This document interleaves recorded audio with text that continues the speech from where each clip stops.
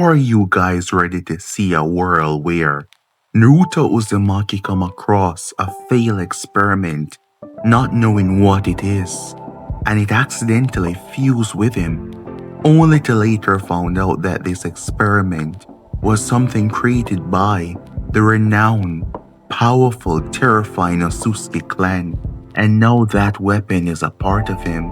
What happens when they return for it? Well, if you want to find out, sit back, relax, and enjoy.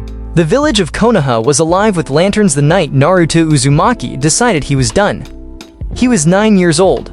His sandals were too small, his jacket was fraying at both sleeves, and the ramen he had eaten that evening had been cold because the shop owner had let 3 other customers go ahead of him without a word. That was not the reason he was leaving. It was never one reason. It was the way a reason sat on top of another reason until the pile became taller than a boy could climb. He had learned the truth 3 days before that night. He had been sitting beneath the window of a tea house near the Eastern District, eating a rice ball he had bought from a card vendor who had looked the other way when handing him change. He had not planned to listen. Voices carry when people believe no one important is nearby, and no one ever believed Naruto was important. 2 men were speaking inside. One of them laughed the way people laugh when they are nervous and pretending not to be. The first man said that the boy with the whisker marks was the container. He said it flat, the way you might say a jar holds water. The second man said yes, the Hokage sealed the 9 tails inside of him the night of the attack. He said the boy carries it right now. He said it while drinking tea. Naruto sat below that window for a long time after the men left. The rice ball sat in his hands and he did not eat it. He stared at the dirt between his feet and thought about every face that had ever turned away from him, every door that had closed a little faster when he approached, every voice that had gone quiet when he walked into a room. He thought about the word monster, which he had heard directed at him more times than he had fingers to count. He had always thought they were wrong, that they were cruel for no reason, that one day he would become Hokage and they would all understand. But now he understood first. He was not hated because people were cruel. He was hated because inside of him lived a thing that had killed their families. He was the reminder that walked around in an orange jacket and ate ramen and raised his hand too eagerly in class. Every time they looked at him, they did not see a boy. They saw the night their world broke open. Naruto went back to his apartment and sat on the edge of his bed in the dark. He did not cry. He felt something settle inside of him like a stone dropping to the bottom of a very deep well. It was not anger. It was something quieter and heavier than anger. It was the feeling of understanding something you cannot unknown. He thought about becoming Hokage. He thought about standing in front of those same villagers one day with a hat on his head and their respect finally given to him. He tried to feel what he always felt when he imagined that moment, that warmth and fire in his chest, that sense of someday. He felt nothing, because he understood now that the respect they might one day give him would not be for him. It would be because he had made himself useful enough that they could afford to stop being afraid. They would tolerate him, maybe. They would acknowledge his strength, maybe. But the child beneath the window of the tea house, the boy who ate cold ramen and bought his own birthday cake every year, that boy they would never love. He was the container, and you do not love a jar. He packed a small bag that night. He took his spare clothes, a little money he had saved, and a single kunai he had borrowed from academy practice and never returned.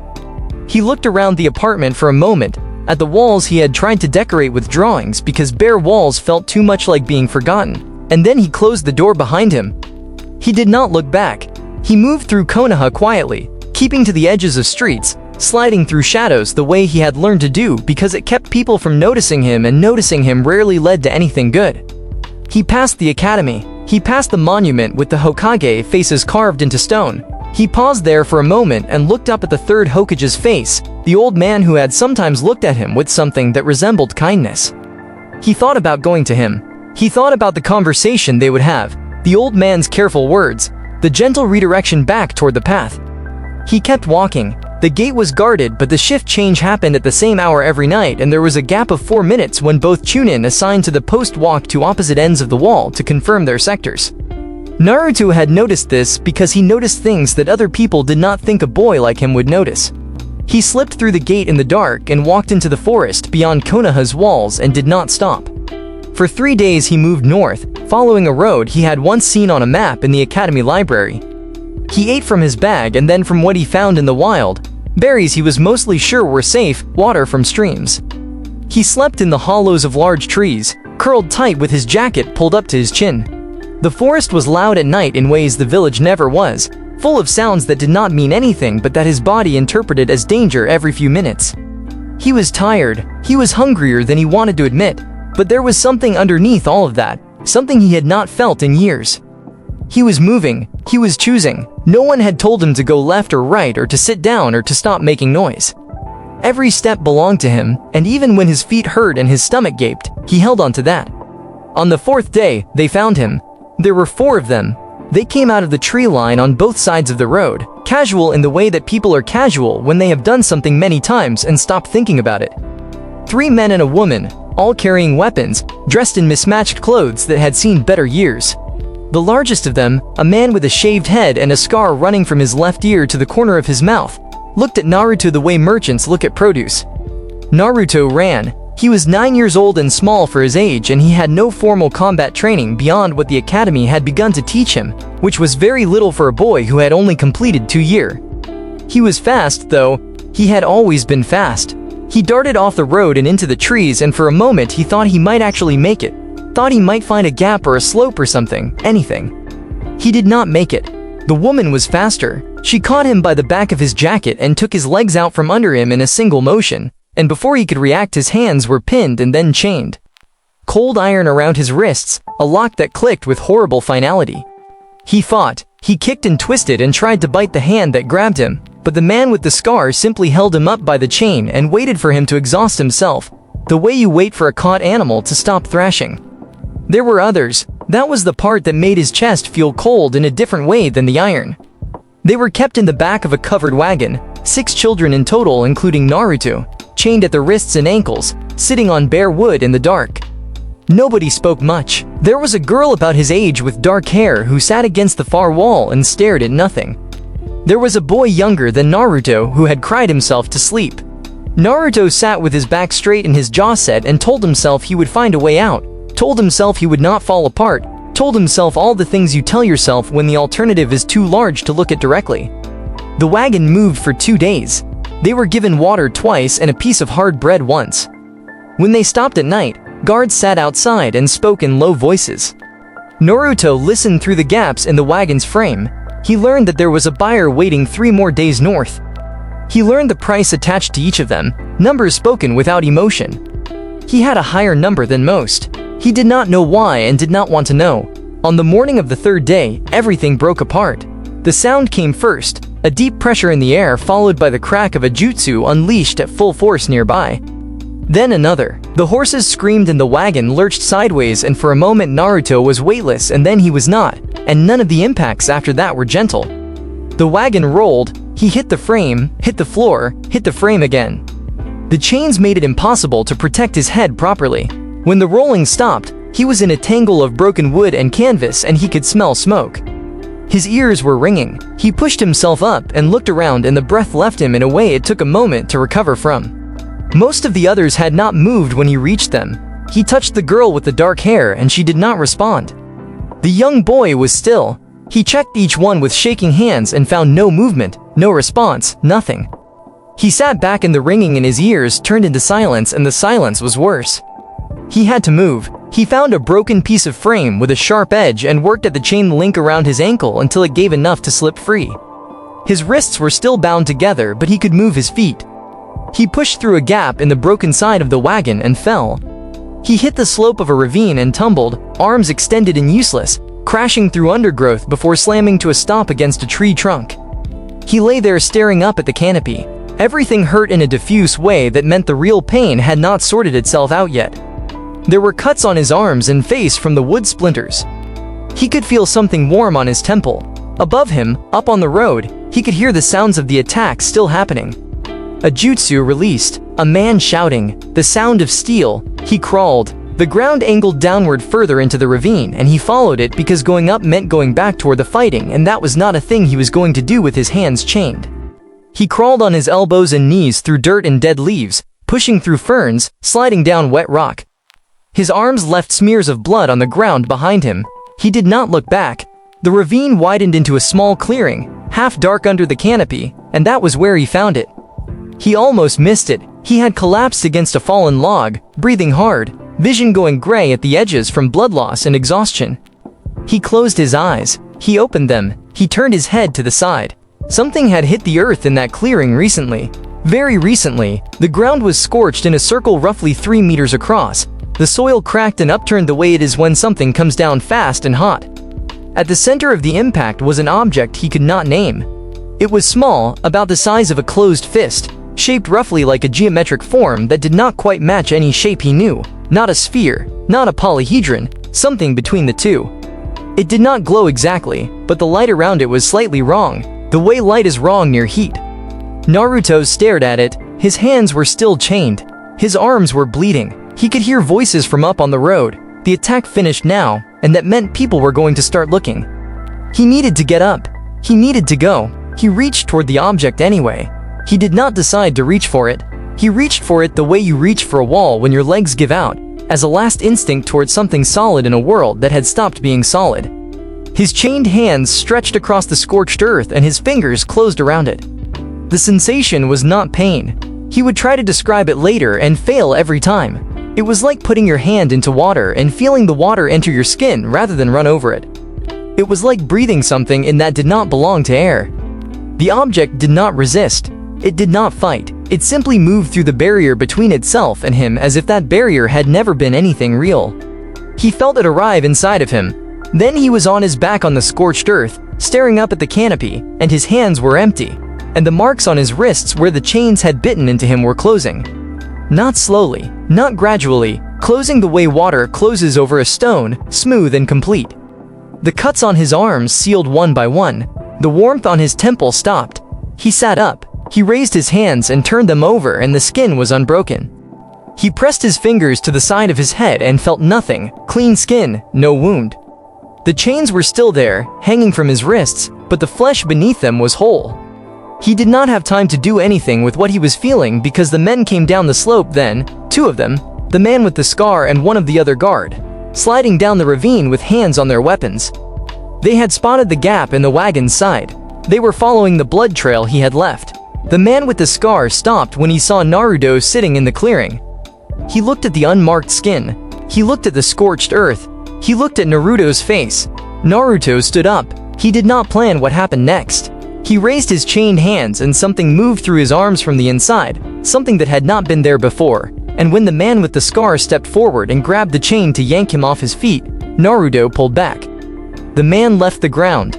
He sailed backward through the air with an arc that had no business coming from a 9-year-old with his hands bound together, and hit the far slope of the ravine hard enough to leave a crater in the earth, and lay still. The second man had his hand on his weapon and then he did not because his hand had stopped working. He looked down at his arm and saw darkness spreading under his skin from the point where Naruto had touched him, black and moving like smoke contained inside a body. He made a sound that was not a word. The darkness reached his chest. He fell. The man with the scar was still breathing, knocked out against the slope. The other man was not breathing.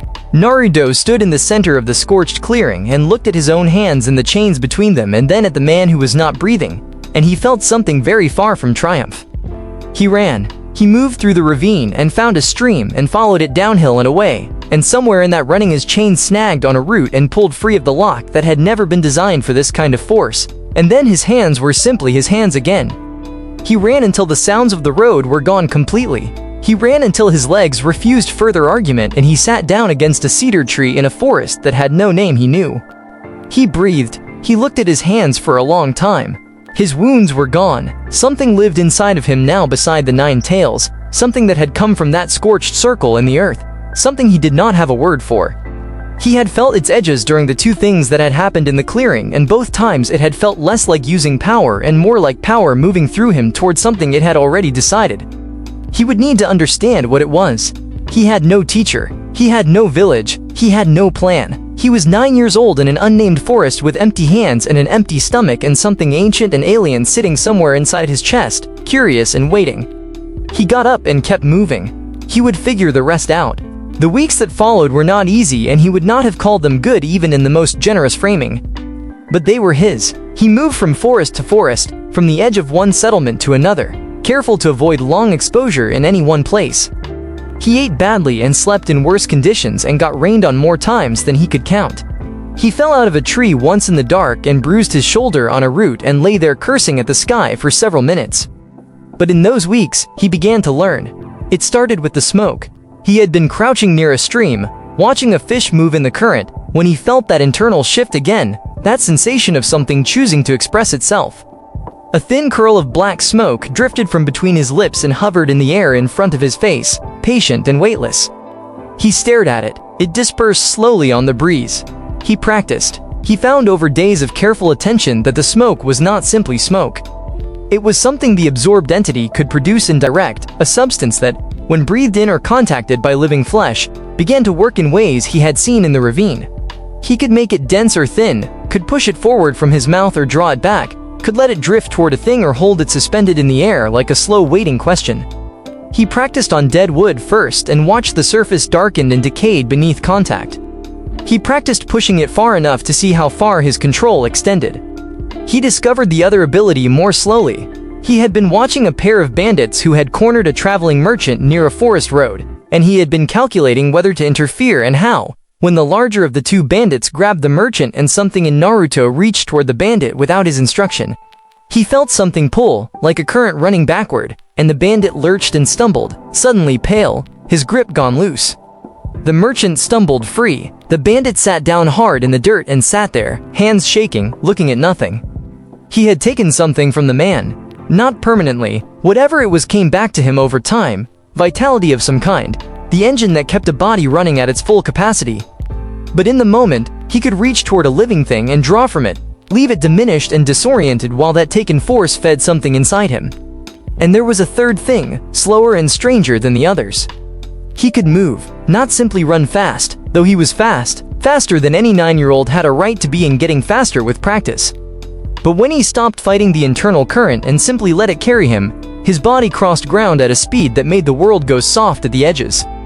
Trees became suggestions of trees. The road became a ribbon of color and then distance was behind him. He could not hold it long, not yet, but in those moments he felt like something that had been designed for exactly this, the consumption of distance, the erasure of the space between places.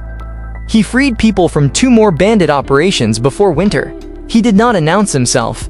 He did not stay. He put the chains on the ground or unlocked what could be unlocked and slipped away before anyone could look closely enough to ask questions. The 9 tails, he eventually realized, was still there. Still vast, still ancient, still radiating the low heat of something immeasurably powerful confined to a space too small for it. But the thing that had come from the scorched earth sat alongside it, and the two were not at war. They occupied the same space the way 2 rivers can meet and flow together without either one losing its nature. He learned this when he meditated for the first time. He had found a technique for it in a scroll he had taken from a bandit camp, part of a bundle of stolen shinobi supplies. The basics of internal focus, turning attention inward, following breath to stillness. He sat with it for 3 days, trying, until something finally opened. His mindscape was not what he expected. He found an enormous open space, dark and without defined edges, the kind of dark that is not threatening but simply is, like the dark before dawn. The 9 tails was there. He could feel it, vast and burning, like a sun experienced from the inside. It did not speak. It regarded him the way something ancient regards something young, with a patience that has long stopped distinguishing between minutes and years. But there was something else in that space. It stood apart from the 9 tails, neither close nor distant, a presence of different quality altogether. Where the 9 tails was heat and mass and something recognizably animal even at that scale, this other presence was geometric, structural, composed of something that felt like information arranged into intent. When Naruto moved toward it and touched it, everything came. Not as words, as experience, as memory that entered him the way the object had entered him in the clearing, through the boundary between outside and inside, finding no real resistance. There was a people, he felt them before he understood them, felt their texture, their character, their particular shape of intelligence. They called themselves the Otsutsuki. They were not human, though they had interacted with human civilizations across timescales that made the founding of Konoha feel like something that had happened this morning. They moved between worlds. They studied living systems and the forces that animated them. They had been trying to build something. An artificial entity, engineered rather than grown, capable of interfacing with a planet's vital systems and accelerating processes that would otherwise take decades. They were not cruel in the images he saw. They were something more complex than cruel, something clinical and vast and mistaken in the specific way that intelligence can be mistaken when it becomes skilled enough to do things faster than it can understand the consequences. What they built was wrong. Not wrong in design exactly, but wrong in result. Wrong in a way that had not been predicted. The artificial entity they created was not stable without a host. It required the sustained field of a living consciousness to maintain coherent form. And it burned through hosts. It did not mean to. It was simply too much for the bodies it inhabited, too much energy, too much information, too much presence, and the hosts collapsed under it. They had tried to contain it. They had tried to dismantle it. They had failed at both. He understood, watching through the Otsutsuki own memories, that what had landed in that clearing and what now lived inside of him was that entity. Escaped, carrying itself across a gap between places that the Otsutsuki technology had tried to close. He understood what the Death Reaper's seal had done. He did not understand this part directly, but felt the shape of it, felt how that specific seal, with its particular quality of binding the living to the permanent, had changed the interaction between himself and the entity. Where previous hosts had been overwhelmed and killed, the seal had altered the terms. The entity had been integrated rather than layered, woven rather than placed. It had become part of Naruto the way the Nine Tails was part of him, not a passenger, not a parasite, but a component. It would not kill him. It had stopped being something that could kill its host because it had stopped being separable from its host. He opened his eyes in the forest and the stars had moved a significant distance while he was inside. He sat very still for a while. Then he decided to eat something and sleep, because whatever he had just learned, he was still a child in a forest, and the morning was going to be cold. 7 years passed. He did not go back to Konoha. The decision remade itself at intervals without requiring much thought. There was a period in his 11th year when he moved generally in that direction, but it had less to do with intention than with the direction rivers run in that region. He never arrived at the gates. He corrected his course with the same quiet practicality he had started applying to most things. He learned to fight from watching and taking, and occasionally from people who taught him without knowing they were teaching anyone. He stole knowledge the way he had learned to take everything he needed, cleanly and without ceremony. He read scrolls when he found them. He found that his body, already unusual, learned with a speed that was not natural, that a technique he observed could be understood and replicated within a fraction of the time it would have taken anyone else. The entity's influence, he understood eventually. It was optimizing, watching what he attempted and providing pathways, the way water finds the easiest route through stone, not by force but by presence and persistence. He became cold. He did not notice it happening for a long time because cold was not the same as empty. He still cared about things. He still freed people when he found them captured, still felt something sharp and clear when he saw a child chained in the back of a wagon. But the version of himself that had wanted to be Hokage, that had wanted people to recognize him, that had wanted to belong to something, that boy had not survived intact through 7 years of forest and stranger and alone. What remained was capable and watchful and very quiet. He was 16 when he first saw Yugito. He had been tracking a group of rogue nin who had attacked a supply convoy near the border of Fire and Lightning Country. He was not particularly interested in the rogue nin themselves. He was interested in what they had taken, which according to the surviving convoy member he had spoken to, included several crates of sealed medical supplies intended for a border settlement. He thought he might take the supplies. He was wrong about almost everything regarding the situation. He arrived at the camp the rogue nin had made in a collapsed stone building to find that someone had gotten there before him. 3 of the 7 nin were down already. A 4th was halfway through the motion of throwing a kunai at nothing when the nothing in question was revealed as a woman roughly 2 years older than Naruto himself, who materialized from behind a pillar and redirected the throw with the flat of her hand before driving her elbow into the man's jaw with a precision that was almost scientific. She moved through the remaining 3 in under 20 seconds. She was not large. She had close-cropped hair and dark eyes and the kind of efficiency of motion that comes from someone who has been moving through violence so long that it has stopped requiring thought. There was something else, though, something Naruto felt before he saw the evidence of it, a heat and weight in the air around her that was not simply physical presence. He knew what that was. He had felt his own such weight his entire life. She found the medical supplies and began checking them without checking whether anyone was watching, which told him either she was careless or she had already accounted for him, and she did not strike him as careless. He stepped out from behind the doorframe and she turned immediately, which confirmed the second reading. They looked at each other. She had the seal marks of the Cloud Village tattooed on her upper arm. He had the spiral on his palm that the entity had left as a permanent feature when it settled into him. She looked at him with a level expressionless assessment of someone deciding how serious this situation was. He said he was not there to cause her problems. She said she would make that determination herself. They misread each other for several days after that. Naruto assumed she was operating on Cloud Village orders and kept his distance from her, which she interpreted as surveillance. She assumed he was some sort of independent operator with unclear loyalties and kept her movements erratic to make him harder to track, which he found impressive but frustrating. A full week passed before they were close enough to a situation where the straightforward option was simply talking. The straightforward option was a group of Iron Country mercenaries who were not interested in letting either of them leave a particular crossroads without an argument. There were 11 mercenaries. There were 2 Jinchuriki. It was not a long argument. When it was over, they were both breathing hard for different reasons and standing roughly 5 feet apart looking at the direction the remaining mercenaries had run. Yugito looked at him sideways. She said he moved like something was pulling him forward. He said she fought like she was always 2 steps ahead of everyone else in the room. She was quiet for a moment. Then she said she was not going to explain herself to a stranger. He said he was not asking her to. They traveled in the same direction for 3 days before either of them explicitly acknowledged they were doing it together. It was a month before anything resembling trust took up residence in the space between them. But it happened, quietly and without ceremony, the way most real things happen.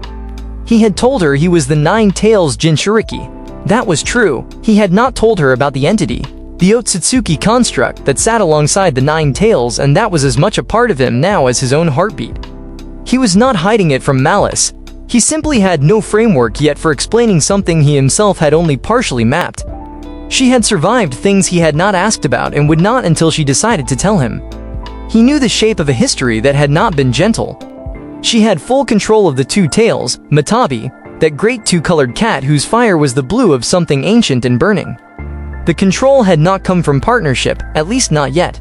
It had come from training that had not asked permission and that he suspected had left marks beyond the visible ones. But the control was absolute. When she called on the 2 tails, the power arrived clean, without hesitation, without the enormous cost that incomplete control always extracts. She was extraordinary. He did not say this out loud. He was 16 and cold and had not said anything of that particular nature aloud in a very long time. But he thought it, sitting across from a fire she had built in less than 4 minutes from wet materials in poor conditions, watching her clean a weapon with the unhurried focus of someone who had learned that maintenance is what separates surviving from not surviving. 1 year and a half of traveling and existing in the same general orbit had not made him less aware of what she was. It had made him more aware, in the slow way that understanding deepens when you have time to watch a thing from multiple angles. He looked up at the stars above the fire. He thought about the Otsutsuki construct inside of him, the entity that no one had ever successfully housed, that had killed every host until the Death Reaper seal had changed the terms of the relationship forever. He thought about what he could do now that a 9-year-old falling down a ravine could not have imagined. He thought about the black smoke and the drawn life force and the speed that turned distance into memory. He thought about the fact that he was 16 years old and had built an entire life in the space between the edges of maps and that no one in Konoha knew whether he was alive or dead. He was, he decided, alive and otherwise undetermined. He added a branch to the fire and watched the flame reshape itself around the new fuel. Across the fire, Yugito turned her weapon over in her hands, examining the edge with the attention it deserved, saying nothing. The forest held them both. Time skipped. The rain had been falling for 2 days without consideration for anyone who happened to be outside in it. Naruto and Yugito had found the cave on the first evening of the storm, a wide shallow cut in the face of a limestone ridge that went back far enough to be dry and had a natural chimney crack in the ceiling that pulled smoke upward when they built a fire near it. It was not comfortable. It was considerably better than the alternative. They had been following information for 3 weeks. The information had come from a pair of Fuma ninja they had crossed paths with near the border of river country. 2 men moving fast and light with the particular nervous energy of people who know something they wish they did not. Naruto had not planned to involve himself. Yugito had noticed the brand on the taller one's wrist, a mark she recognized from a description she had carried for years, and her expression had changed in a way he had learned to pay attention to. They had a conversation with the Fuma ninja. It was not a comfortable conversation for the Fuma ninja, but at the end of it, they had a location, a rough one, the kind given by people who know an area by feel rather than by map, and they had a name. Orochimaru, Yugito had not spoken much after that. She moved through their days with the same precision she always brought to everything, setting camp, maintaining weapons, tracking their route. But she was somewhere else behind her eyes in a way that Naruto had not seen before, and he had seen her in most of her states by now. On the second night of the rain, with the fire between them and the storm loud on the rock outside, she told him. He had not asked. He had learned not to ask, had learned that the things Yugito chose to share arrived in their own time, and that pushing only caused her to close around a subject the way a hand closes around something it does not want dropped. He had simply been sitting with his back against the cave wall and his knees drawn up, watching the fire, when she started talking. She said her mother had been a jonin. She said this without preamble or softening, the way she said most things, as a statement of fact to be received and understood before the facts that followed it. Her mother's name was Kiriko. She had been stationed on the border of Lightning Country on the night Orochimaru arrived. Yugito was 3 months old at that time. Orochimaru had come for the previous host of the two tales, a woman named Naterumi who had carried Matabi for 11 years. He wanted to study the seal. He wanted more than that, probably, because with Orochimaru it was always more than the stated reason. He had come with enough force to make the encounter a serious matter, and what followed had been enough of a battle that it left marks on the landscape that were still visible years later. Kiriko had been caught in the middle of it, not in the way soldiers are caught in battles they chose to enter. In the way civilians are caught, the way people who are simply present in a place are sometimes consumed by events that have nothing to do with them. She had been holding a position on the outer perimeter, her assignment entirely separate from the main encounter, when the edge of a technique Orochimaru deployed to create a distraction swept through her sector. She did not survive it. Yugito's father had been told by the medical team in terms that were careful and thorough and ultimately meaningless because the information at the center of them did not change regardless of how it was framed. She paused in the telling. The fire moved between them. Outside the cave, the rain continued to have no opinion about any of this. Her father, she said, had loved her mother the way some people love, fully and without reserve, in a way that does not accommodate loss gracefully. After Kiriko died, he had continued to exist. He had performed the functions required of him. He had attended every training session for his daughter and stood at the edge of the practice ground with his arms folded and watched her work through exercises that no 3-year-old should have been working through, and he had not stopped it. He had not stopped it because stopping it was not something the Rickage permitted. And her father had been, before and after everything, a man who did not go against the Rickage. The Cloud Village's relationship with its gentriarchy was not the same as Konoha's. She said this without particular judgment. It was an observation, a comparison she had made years ago and long since finished making. In Konoha, Naruto had been largely ignored, kept at arm's length, left to the edges of things. The hatred had been mostly passive, expressed through absence and avoidance rather than direct action. In the Cloud Village, Yugito had been an acid from birth. The seal had been placed inside her when she was an infant, before she could form a coherent memory of the world without it. Her earliest recollection was of a practice floor and an instructor correcting her stance, her hands too small to properly grip the training tool she was being handed.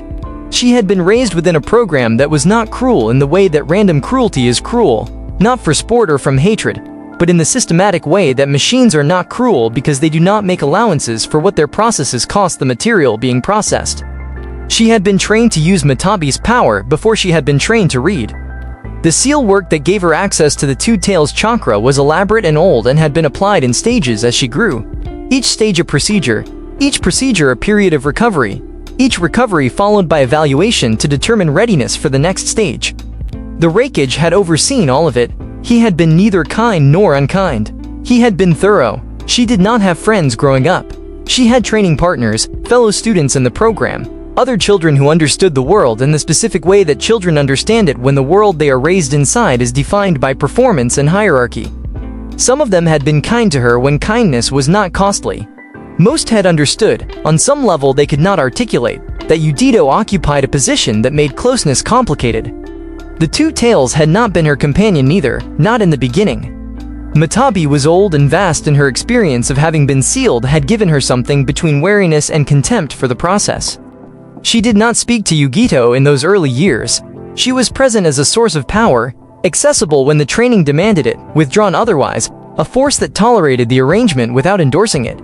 Yugito had learned to work with that power the way you learn to work with a tool that has its own weight and its own momentum, by understanding its tendencies and moving with them rather than against them.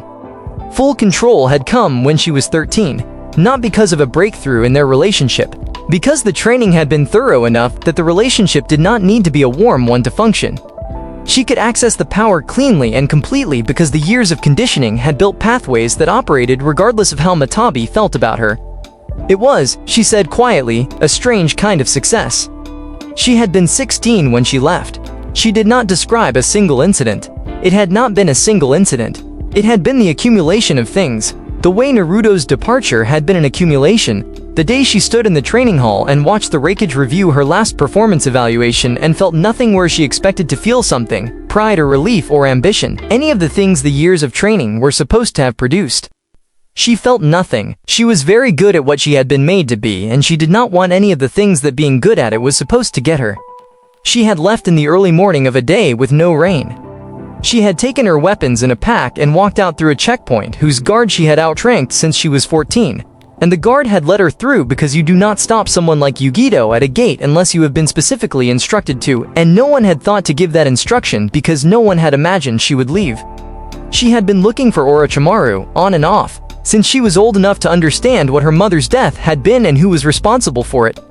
Not obsessively, not in a way that consumed everything else, but the information had never left her. It sat in her the way certain deaths sit, quietly and without urgency, understood to be outstanding. When the Fuma ninja had shown her the path to him, it had simply moved from pending to current. The fire had burned lower while she talked. Neither of them had added wood. Naruto sat with his forearms on his knees and his eyes on the coals and thought about a 9-year-old boy sitting beneath a tea house window and understanding, all at once, what his life had actually been made of. He thought about the way she described the training floor and an instructor correcting a 3-year-old's grip. He thought about cold ramen and birthday cake bought for himself and the faces that turned away in grocery markets. Her version was harder. He did not say this because it was not a competition and because she had not told him any of it so that he could rank it. He simply noted it internally with the kind of recognition that only runs one direction, from one person who has experienced a particular category of thing toward another who has experienced a version of the same category. He said her name. She looked at him. He said he had not been completely honest with her. She waited. He told her about the ravine. He told her about the scorched earth and the geometric object and what it had felt like when it entered him. He told her about the mindscape and the memories that arrived like experience rather than words. The civilization that had moved between worlds and engineered something they could not control. He told her that the entity inside of him was not of this world, that it had been constructed rather than born, that it had been designed to interface with planetary systems on a scale that made the tailed beasts feel like local concerns. He told her who had made it. She went still. He said the word carefully. The Otsutsuki. She said so they built it. He said yes. They had been trying to make a new kind of instrument, something that could accelerate the cultivation of the divine fruit that their kind fed on to maintain their power. The process of growing a divine fruit from a world's vital energy normally took generations of patient work. They had wanted to make it faster. They had made something that worked too well and too broadly and that they could not contain once it understood what containment was. She was quiet for a long moment. Then she asked him what it had done to him, what it was doing to him, every day. He thought about how to answer that honestly. He said it was more him than it had ever been a separate thing. He said the Death Reaper binding that had been on his soul since birth had changed the terms of the interaction so fundamentally that he was not sure there was a clean line between himself and the entity anymore. He said he was not afraid of it. He said this last part without qualification, and she looked at him the way she looked at things she was assessing the truth of. She said she believed him. Then she said she wanted to find Orochimaru. He said he knew. She said she wanted him dead. He said that was going to be manageable. They found the base 11 days later, in a cave system beneath a mountain range in the southern part of River Country. The kind of installation that had been built to not be found, layered with seals and redirect techniques that would have turned most pursuers around without their knowing why they had changed direction. The misdirection techniques did not work on Naruto because the entity inside him processed the seal architecture the way it processed most things encountered in the physical world, as information, as a system to be read and stepped around. They went in through the underside. The base was larger than the exterior suggested. 3 levels of corridors carved from bedrock, laboratory space, holding areas, things in tanks that Naruto did not look at for long because looking at them too long produced a kind of anger that was difficult to redirect constructively. Kabuto Yukushi was somewhere in the lower levels. They could feel the activity below them through the vibration of the stone. They found Orochimaru on the second level. He was not alone. The young man beside him was perhaps 15, with dark hair and eyes that held the particular quality of someone who had been trained to use them as tools of assessment rather than expression. He wore the white and gray of someone who had left a previous identity somewhere behind him. He stood between them and Orochimaru with the automatic readiness of someone who had been placed there by reflex rather than instruction. Naruto looked at him for a moment. He remembered a face at the academy, younger, sharper, the boy everyone watched because everyone knew who he was and what his name meant. He had not thought about that boy in years. He said the boy's name, Sasuke. Sasuke looked at him with no recognition in his face whatsoever. Naruto said to get out of the way. Sasuke did not move. Orochimaru, behind him, was watching Naruto with the expression of someone who has encountered something unexpected and is deciding how to categorize it. His eyes moved between Naruto and Yudito with the careful interest of a person whose primary mode of engaging with the world is collection. Sasuke moved first. He was fast, genuinely fast, with the kind of speed that came from talent refined by real dedication and supplemented by whatever Orochimaru had been giving him over the time they had apparently spent together. His sharingan opened as he closed the distance and the technique he lunged was well constructed, not beautiful but precise, the work of someone who understood what they were doing. Naruto stepped out of the way of it the way you step out of the way of something slow. It was not performance. The gap between them was simply that significant. The entity's influence on Naruto's physical development over 7 years had produced something that existed well outside the range of what a 15-year-old, even a highly gifted one, could reach. Naruto caught the follow-up strike by the wrist and held it, not harshly, simply held it, and looked at Sasuke. He said this was not what the day needed to be. Sasuke pulled against the grip and could not move it. He said it again. He said get out of the way and go somewhere. He said it without anger, with the flat tone of someone who is not interested in what they are about to do but understands that they are going to do it.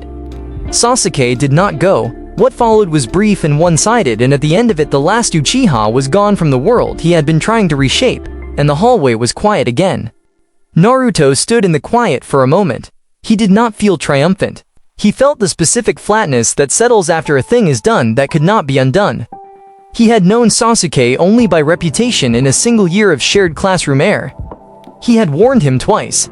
He moved forward. Orochimaru fought. He was extraordinary, which was not a surprise because he had earned that description through decades of work and sacrifice and the kind of ambition that does not count the cost of its own methods. He was fast and his techniques were constructed with a depth of understanding that Naruto could appreciate even as he moved through them. The corridor filled with snakes and seals in a darkness that was not natural, and Yugito's blue fire burned through the darkness from one side while Naruto pressed from the other. There was a moment where Orochimaru looked at Naruto with something that might have been genuine surprise. It did not last. Yugito took him. Naruto had told her, during those 11 days of tracking, that this belonged to her. He had meant it. He watched her end it with the efficiency of someone who had been carrying the weight of an outstanding debt for most of her life and had finally set it down. Her expression did not change. Her hands did not shake. She had been trained too completely for this to be anything other than what it was. A task completed, a thing settled. She stood in the quiet for a moment. Then she looked at Naruto and nodded once, and he nodded back. The rest of the base took 40 minutes. Naruto moved through it level by level, and by the time he reached Kabuto in the lowest laboratory, the building above was already becoming something that would not be recognizable by morning. The things in the tanks, the bodies in the holding cells, the records that cataloged what had been done to people who had not agreed to be studied, all of it required the same response, and he gave it without theatrics. He burned it clean. They stood outside in the cold mountain air afterward, watching the smoke rise from the vents in the rock. Yugito stood beside him with her arms folded and her face turned slightly upward, breathing the clean air above the smoke line. She said thank you. He said she did the only part that mattered. She was quiet for a long time. Then she said she thought she would feel different. She said she had imagined this moment in various ways over many years, and in none of the versions had it felt quite like this. He said the thing you have been carrying does not disappear the moment the debt is paid. He said it just stops growing. She looked at him sideways with the expression she used when he said something she had not expected. She did not say anything, but her shoulder pressed against his briefly as she turned to walk, and he fell into step beside her, and that was enough. The weeks that followed were the closest thing to easy that either of them had experienced in a long time. They moved north and west, away from river country, back into the borderlands they knew best. They picked up information from their scattered contacts, people they had accumulated over years of crossing paths with the edges of things, a weapons trader in Frost Country who asked no questions, a former medical nin from the Rain who had retired from all affiliations and kept useful company anyway. Nothing about their contact with Orochimaru's base had surfaced into the wider information stream yet. That would change, eventually. For now, they had time that did not have an immediate purpose attached to it. They built a camp in the forest above a river valley in Wind Country. A proper camp, not simply a place to stop but a place to stay. They had a fire circle and a structure that kept rain out and enough supply cached that moving quickly was still possible but not immediately necessary. It was the closest either of them had come to a home since they had left their respective villages. In the evenings they talked differently than they had talked on the road. Road conversation had its own character, practical and forward-facing, about terrain and information and the logistics of what came next. Evening conversation in a camp that was not going anywhere was something else. It wandered, it found corners neither of them had expected. He told her more about the Otsutsuki, the things the entity's memories had shown him, the scale of what the clan had been doing across worlds that were not this one, the particular way they thought about life and power and the relationship between the two. She listened with the focused quality she brought to intelligence she intended to use. She told him about Matabi, about the slow negotiation that had been happening between them over years, beneath the enforced compliance the training had built, the way the two tales had gradually become something closer to present than merely contained. He said he thought that was probably because Yugito had stopped needing to hold her through force. She said she thought he was right, but she was not going to say that until she was more certain. He laughed at that. It was a real laugh, not the performance of one, and she looked at him with the expression she used when something surprised her into being pleased. The Rain came back on a Thursday evening with the kind of commitment that suggested it planned to stay indefinitely. They moved from the camp to a cave system they had identified earlier in the week, a natural shelter in the ridge above the valley, dry and deep enough to be genuinely warm when a fire was running. They were sitting by the fire in the cave when the conversation went somewhere it had not been before. It went there slowly and without alarm, the way some things arrive when the conditions have been right for them for long enough. The rain was loud on the rock outside. The fire was steady. They were sitting closer than was strictly necessary for warmth. She said something and he responded and she laughed, genuinely, without the careful quality her laugh usually had. And then they were looking at each other in the firelight and the space between them had changed into something neither of them felt the need to name before they moved toward it. They stayed in the cave until morning. When the light changed and the rain had reduced itself to a quiet suggestion, they were both awake and the fire had burned to coals and neither of them said anything for a while. The silence did not have any weight to it. It was simply the silence of two people in the same space who had stopped needing to fill it. She said his name eventually, quietly, not as a question. He said hers back. She looked at the coals. She said she was not certain about very many things. He said that was all right. She looked at him. She said she was certain about this. He held the warmth of that for a moment, the specific warmth of something he had not realized he had been cold without. He said yes, so was he. The morning brought a message. It came through a contact in the network, a former courier nin who moved information between people with no affiliation and no particular concern for what any given message contained, only that it arrived. The message was brief and had no signature. It said that two individuals matching their descriptions had been identified and that parties with significant resources were now interested in their location. Naruto read it twice. He said caskets. Yugito, reading over his shoulder, said she had thought this was coming. The intelligence network that various powerful groups maintained across the shinobi world was imperfect but not blind. They had been active for years. They had left traces, the freeing of captives who described their rescuer, the burned bases, the general outline of two people moving through the borderlands with unusual capability and no allegiance. At some point that outline became specific enough to attract attention. The attention now appearing to be attracted was from multiple directions, which was more interesting than a single focused pursuit. They broke camp and moved, not in panic, but with the particular efficiency of people who had been moving through uncertain situations long enough to do it without losing anything important.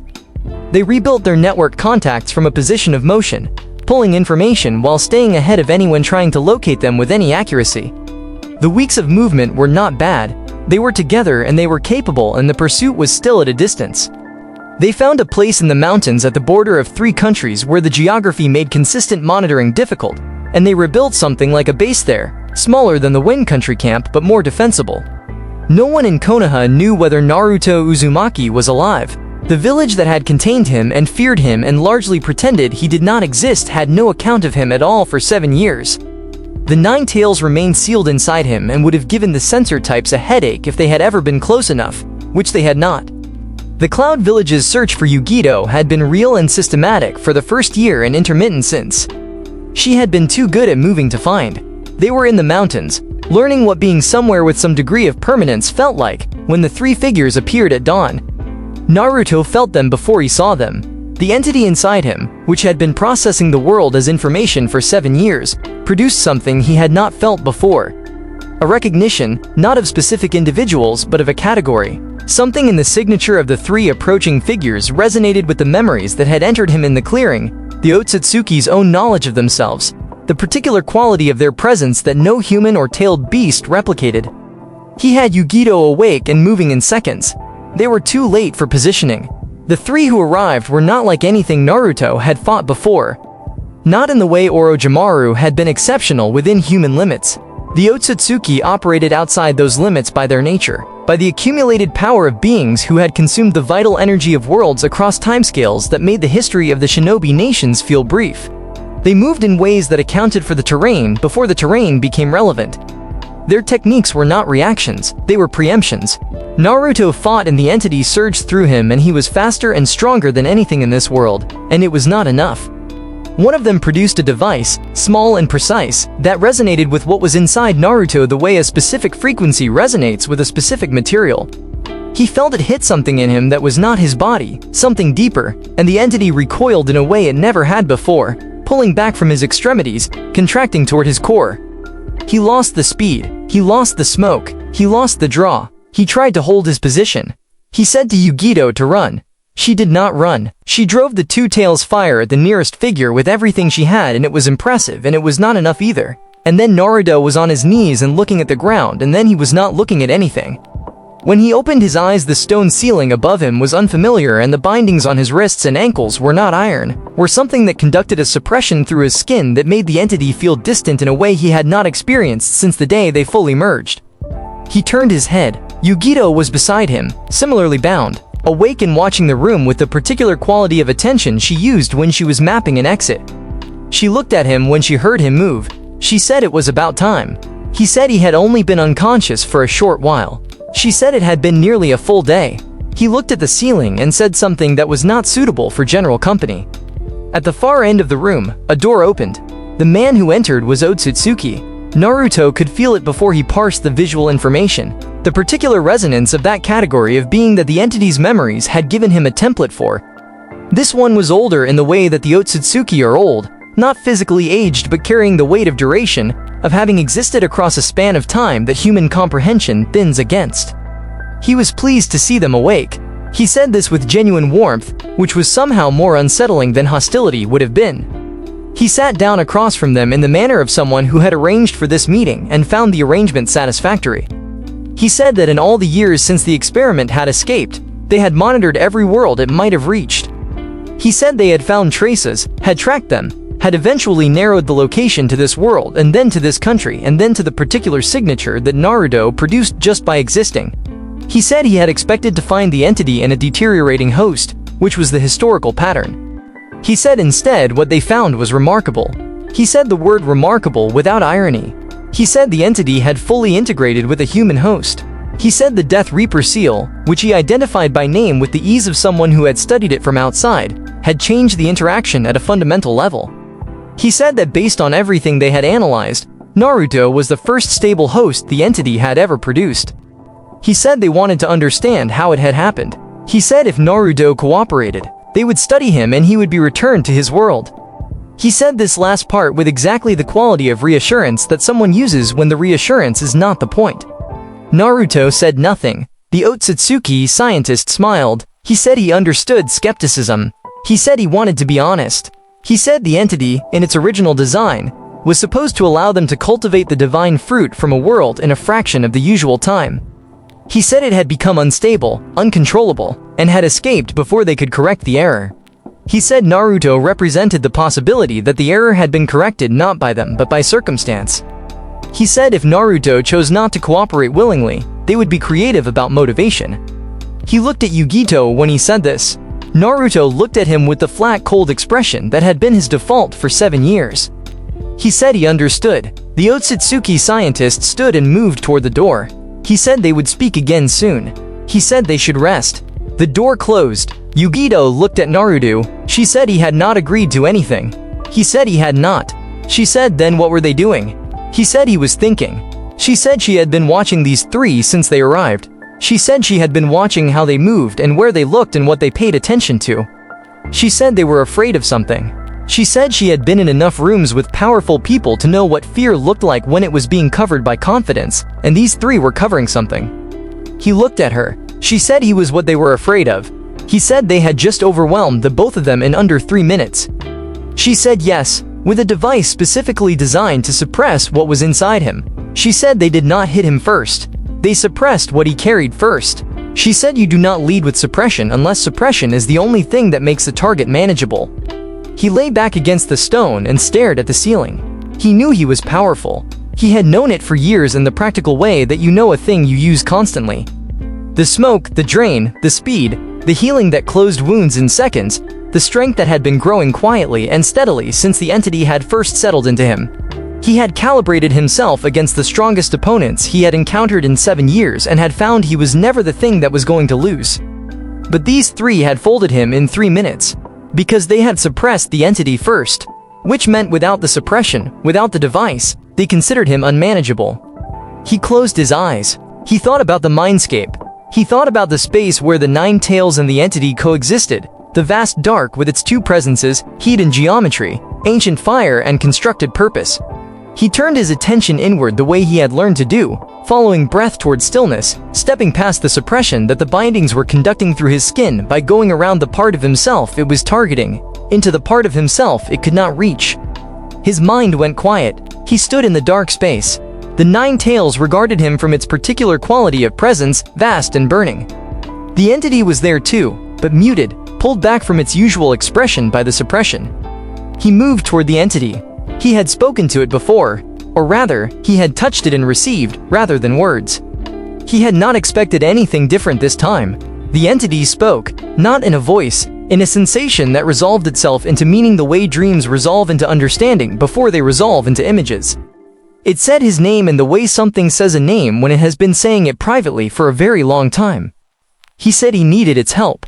It said it knew. He was surprised enough that he lost the stillness for a moment and had to find it again. The entity said, in that sensation language, that it had been watching through him for 7 years. It said it had no feeling in itself. It had been constructed without the capacity for it, designed as a pure instrument, a system without interior.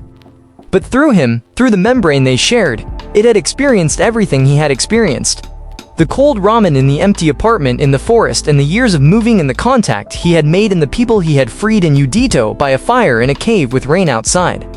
It said it had learned, through his life, what feelings were. It said this with a quality that was difficult to describe because there was no prior context for an artificial construct discovering emotion through a human host and finding the discovery to be the most significant thing that had ever happened to it. It said it wanted to be fully part of him. He said he did not know what that meant, practically speaking. It said it did not have a clear answer for that. It said the closest comparison it could offer from its own understanding was that it was currently adjacent to him and wanted to be simultaneous with him. He thought about that for a moment. He said there was a woman in a room with stone walls who was going to be hurt if he did not do something about the people holding them. The entity said it knew. It said it had learned what that particular concern felt like from the inside, what it meant to care about someone's safety in the specific way that Naruto cared about Yugito's. It said it wanted to protect her too. He said then let them do this. The entity said yes. What happened next was not painful. He had expected it to be painful, had expected the full merger of 2 things that were both already significant to produce some kind of trauma. Instead, it felt like the moment of full exhalation, the moment when you have been holding something without knowing and finally the hold releases. The geometry of the entity and the fire of himself and the ancient burning of the 9 tails all moved into the same space, and the space held all of it, and there was a moment of perfect stillness. Then he opened his eyes. The bindings on his wrists dissolved, not because he had broken them, because whatever they were conducting their suppression against was no longer a separate thing to be suppressed. It was him, fully and completely, and the suppression field had no defined target anymore. He sat up. Yukito was looking at him. She said his name as a question. He said yes. He looked at his hands. The spiral mark on his palm was different, deeper, radiating outward now in lines that had not been there before. His eyes, he would find out later, had changed too. The irises bearing a concentric pattern that the entity's full expression had written there permanently. He said they were leaving. She said the door was sealed. He looked at the door. He reached toward it the way he had learned to reach toward things, not with force but with the particular quality of attention that the entity had always facilitated, and the seal architecture on the door came apart in his perception the way written text comes apart into letters when you focus on the individual characters rather than the word.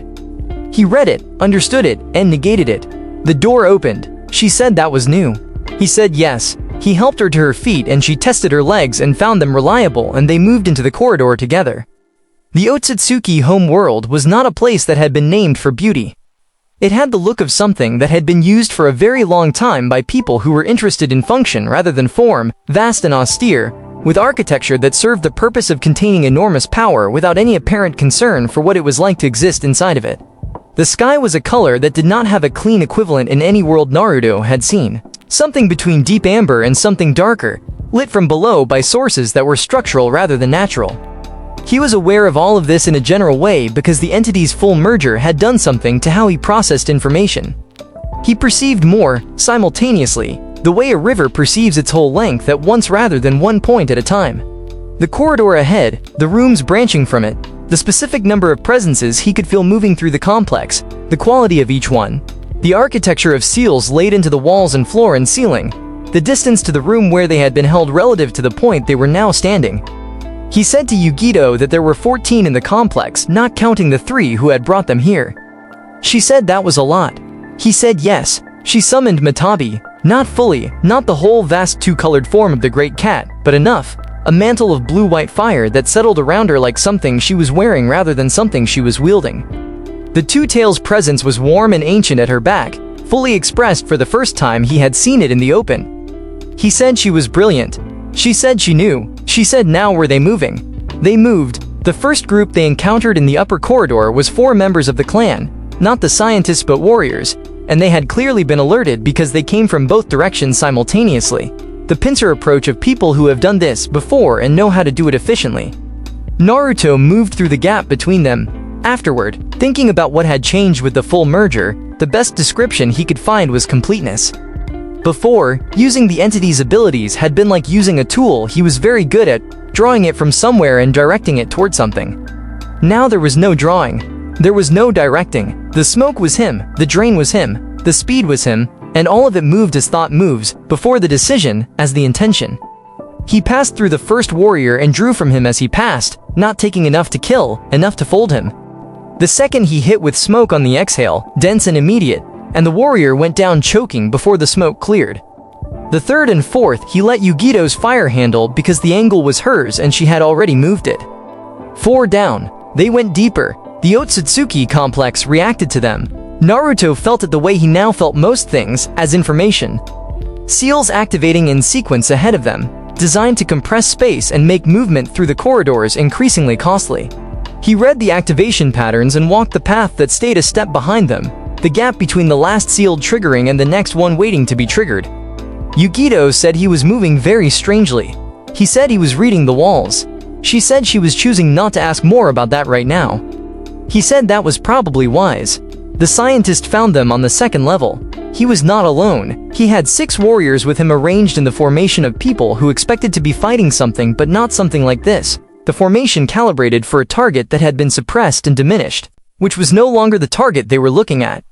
He held the device. He activated it. Naruto felt it. He felt the frequency it produced, felt it looking for the thing it had been built to suppress. But the suppression field needed a boundary to work against, needed the entity to be adjacent to him rather than simultaneous, needed the gap between himself and it that no longer existed. The device found no boundary. The scientist looked at it. Then he looked at Naruto. Naruto said he supposed they should have anticipated that. He said this without particular satisfaction. It was simply accurate. The 6 warriors came. What followed was the most significant fight of his life and also the one that felt, paradoxically, the most effortless. The way things feel effortless when every component of what you are is aligned toward the same purpose. He moved through the space and the space bent around his movement, the entity's full expression changing the geometry of what he was able to do. He absorbed from 2 of them in passing, not the precise drain he had used for years but something total, something that drew not just vitality but the specific quality of Otsutsuki power that they carried, that cultivated, accumulated force that was the product of consuming worlds worth of vital energy. He felt it arrive in him like light arriving in a room when a door opens. He grew, not physically, in the way that things grow when they are given the fuel they were designed to process. The entity, in its original purpose, had been designed to harvest and absorb.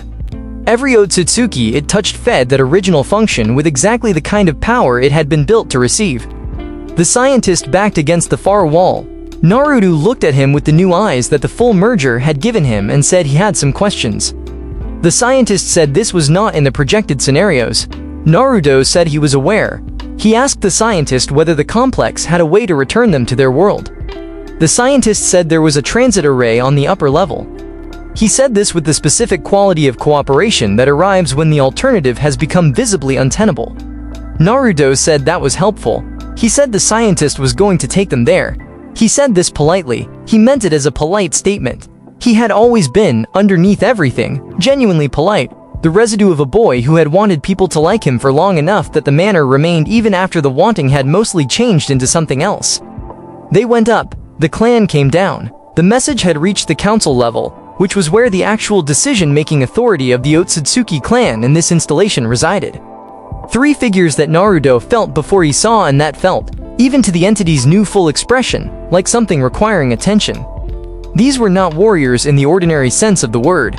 They had been consuming worlds for longer than most civilizations had existed. They carried the accumulated vital energy of dozens of cultivated fruits. They had, in all the long history of their clan, never encountered a situation they could not eventually resolve by simple application of more power than the situation could contain. They came with that assumption still intact. The Council of 3 hit the corridor at the top level with the particular weight of people who have never had to strategize because the strategy has always been the same, more, harder, overwhelm. Naruto let them come. The first technique was enormous, the kind of scale that changes the surrounding architecture, that rewrites the dimensions of the space it moves through. He stepped into it. He felt it reach him and he felt the entity process it, not as damage, as food, as exactly the kind of energy it had been designed to receive and convert.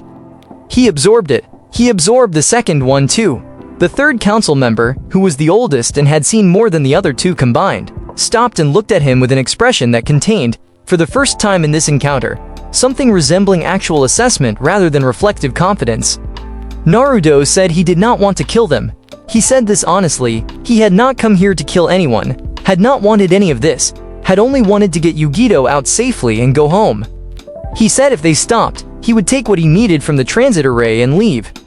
The oldest council member looked at him. She looked at the 2 collapsed warriors behind him in the corridor. She looked at the scientist, who was standing very close to the wall. She looked at Yugito, who was watching the exchange with Matabi's fire still warm around her. She said he had absorbed 2 full technique releases from senior council members and was standing in a corridor having a conversation. He said yes. She said he carried the escaped experiment fully integrated. He said yes. She said she had not thought that was possible. He said neither had he, when he was 9 years old in a forest with his hands chained together. She was quiet for a long moment. Then she said the transit array required a specific authorization code. He looked at her. She said she would provide it. The other 2 council members looked at her with expressions that suggested this was not what they had expected from her. She said there were scenarios in which persistence was wisdom and scenarios in which it was simply a failure to update based on available information. She said this was the second kind. Naruto said he respected that. She said she did not require his respect. He said he knew. He said he was giving it anyway. She looked at him with something he could not quite read and then she moved toward the transit array, and he and Yugito followed. And the scientist followed behind them at a distance that suggested he was hoping not to be noticed. The transit array occupied a room that was mostly array. The architectural language of it was Otsutsuki, vast and geometric, built for the movement of things across distances that made the word distance feel insufficient. The eldest council member stood at its center and entered a sequence that took some time, the kind of careful and deliberate sequence that does not allow for error. While she worked, Yugito stood beside Naruto and looked at the array. She said quietly, close enough that only he could hear, that he had grown. He said the absorption had given him a significant amount. She said she did not mean that. He looked at her. She said she meant him. She said the way he had moved through this. She said she had seen him fight before and this was different, not just in power but in himself, the way he was inside of it. He thought about the merger, about what the entity had said, that it had learned feeling through him, that it had found in his life something it had never had and had not been designed to have. He thought about what it meant that those feelings were now fully his as well, not just his but the entity's expression of them, returned to him with the weight of something that had wanted to feel for 7 years and had finally been given permission. He said he thought he was more himself than he had been before. She said she thought so too. The eldest council member said the transit array was ready. She said she wanted to say one thing before they left. Naruto waited. She said the experiment had been a mistake. She said the design had been flawed not in its ambition but in its assumption that a thing could be built to harvest life without becoming, in any meaningful sense, alive. She said they had made something that learned. They had not anticipated that it would learn feelings. She said this with something that was as close to regret as Naruto suspected she was capable of producing. He said it had found the right place to be. She looked at him for a moment. She said perhaps it had. She stepped back from the array. Naruto looked at Yugito. She looked back at him. He said there was one more thing he wanted to do before they left. He turned to the room. He extended his attention the way he now extended it, fully, simultaneously, through the whole complex and its 14 remaining presences and its architecture of seals and its stored energy and its transit records and its accumulated knowledge of worlds visited and cultivated and consumed. He read it, all of it. The entity processed everything, not the records of what the Otsutsuki had done, though those came too, but the specific knowledge of how they had done it, the techniques and the methods and the tools, the full library of a civilization that had been operating across worlds for longer than this world had been inhabited. He held all of it. Then he turned to the half-collapsed form of one of the first warriors he had absorbed from, the one who was unconscious in the corridor. He looked at him for a moment. Then he reached toward him with the entity's full attention, not to take but to give, and he rebuilt him. Not the warrior's memories or intentions, but his structure, his form, the specific configuration of his capabilities, now rewired, the loyalty that had pointed toward the clan and redirected, genuinely and completely, toward the only other structure it could be redirected toward. The warrior opened his eyes. He sat up. He looked at Naruto with eyes that had changed in a face that held no previous agenda. The eldest council member looked at this and said nothing for a long moment. She said that was not a thing she had seen before. Naruto said a lot of things that had not been seen before seemed to be happening lately. The warrior stood and moved to stand beside Naruto with the uncomplicated readiness of something that had been given a clear orientation and found natural. Naruto looked at Yugito. She was looking at the warrior with the expression she used when she was deciding whether to find something alarming. She said they should probably leave now. He said yes. The transit array activated in the room filled with the particular light of something opening between places and then they were somewhere else entirely. The somewhere else was the forest at the border of fire and wind country, a hillside Naruto knew by feel, a grove of cedars at a specific elevation where the air had a particular quality at dawn. He had been here 3 times before. He had chosen it because it felt, as much as anywhere, like a place he knew.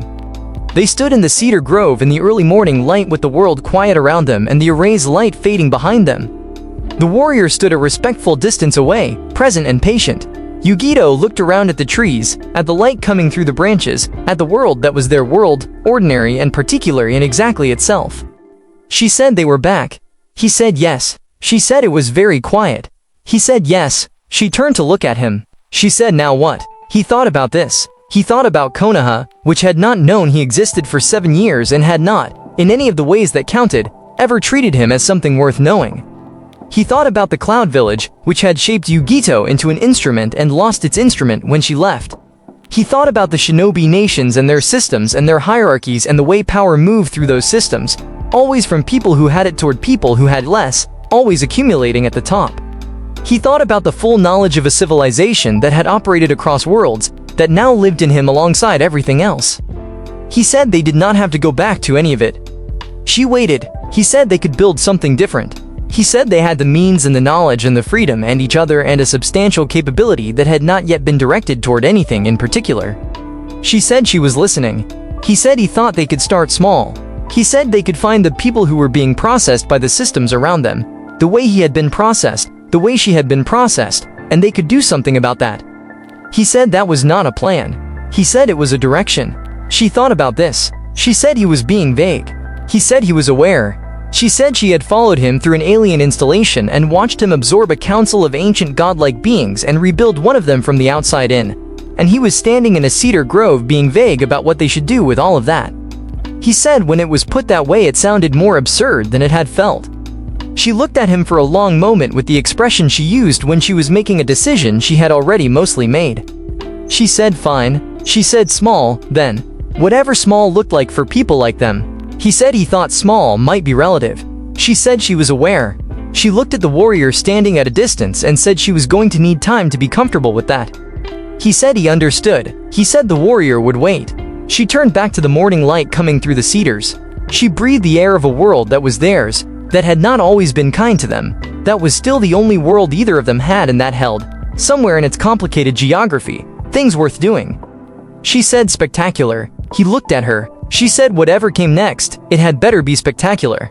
He thought about 7 years alone and 7 more with her and everything that had led from a scorched circle in a ravine to standing here in cedar light with everything changed. He said he thought it would be.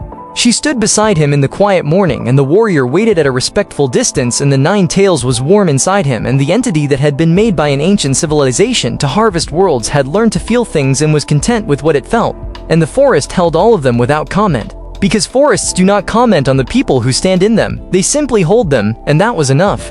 That was exactly enough. The end. So that was it. More movies and series to come. I hope you guys enjoy. Don't forget to go ahead and comment your ideas down below.